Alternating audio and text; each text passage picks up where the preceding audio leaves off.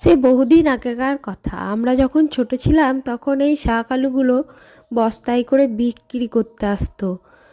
তো ধানের বিনিময়ে শাক আলু, সেই জন্য আমার মা যখন ধান ঝরানো হতো সেই ঝাড়া ধানগুলোকে রেখে দিত শাক আলু কেনার জন্য।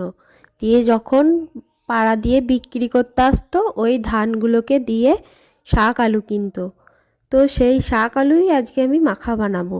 তো তার জন্য 3টে শাক আলু নিয়েছি, ভালো করে ছুরি দিয়ে কেটে জল দিয়ে 2-3 বার ধুয়ে নিয়েছি। তারপর ছোট ছোট পিস করে কেটে নিয়েছি। তারপর দিয়ে দিয়েছি লঙ্কা গুঁড়ো, গোলমরিচ গুঁড়ো আর দিয়েছি বিট নুন, সামান্য পরিমাণে দিয়েছি, কারণ আমার বেশি শাক আলু ছিল না, 3টে শাক আলু ছিল, সেই শাক আলুর পরিমাণেই দিয়েছি। তারপরে হাতের সাহায্যে মাখিয়ে নিলেই তৈরি আমাদের শাক আলু মাখা।